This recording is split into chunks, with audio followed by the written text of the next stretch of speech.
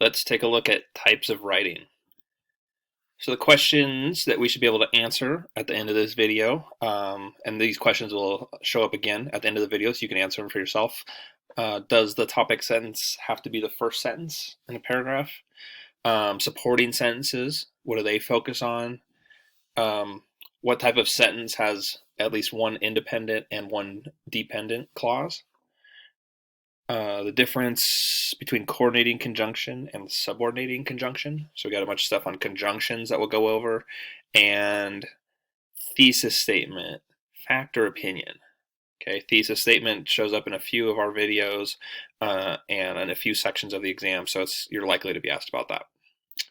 Okay, so we start off with types of sentences. A topic sentence does not have to be the first sentence of a paragraph, right? So right there in our very first sentence, we're already answering a question, right? Does the topic sentence have to be the first sentence in a paragraph? Our very first question? No. It often is, but it can be found after an introductory sentence or even as the last sentence of a paragraph. The topic sentence does state the subject of the paragraph. It is more general in that the supporting sentences provide the detail to back up the topic sentence. The topic sentence also provides unity to a paragraph as it ties the supporting details together. Supporting sentences provide examples, facts, and details for the topic sentence. Any sentence that begins with, "in my opinion," is not a supporting sentence because it's an opinion and not a fact or example. A compound sentence consists of two or more independent clauses. A simple sentence only has one clause, such as "I like pizza." A complex sentence has at least one independent clause plus at least one dependent clause. Okay, make sure we heard that because that was another one of our questions.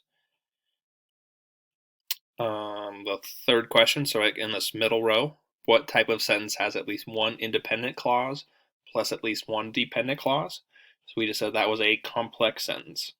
A lot of times people get complex sentences and compound sentences confused. Again, compound sentence, two or more independent clauses.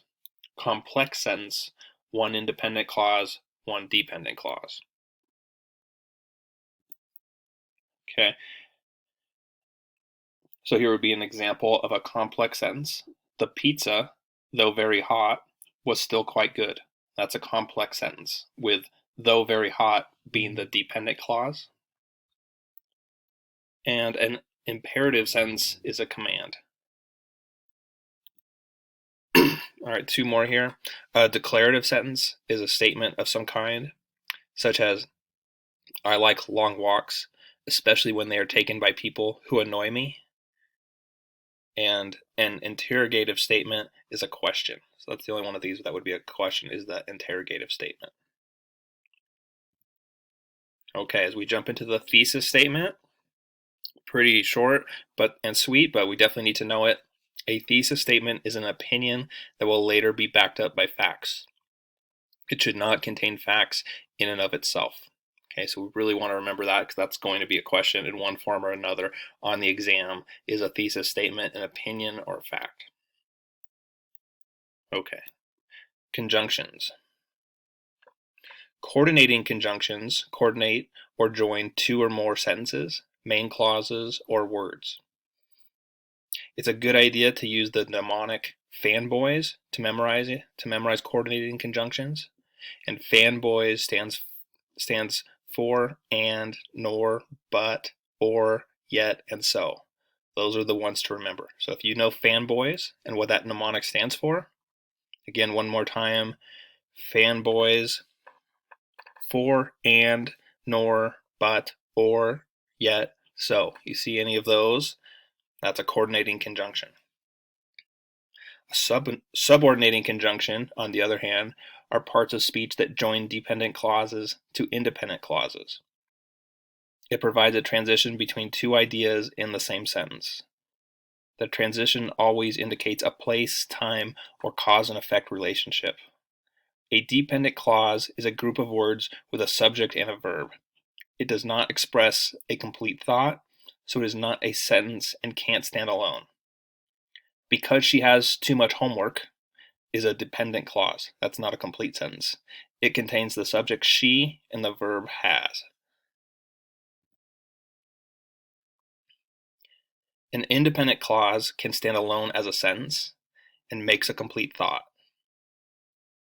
A preposition is the relationship between a noun or pronoun and another word in a sentence. A prepositional phrase includes a preposition, its object, and any modifiers of the object.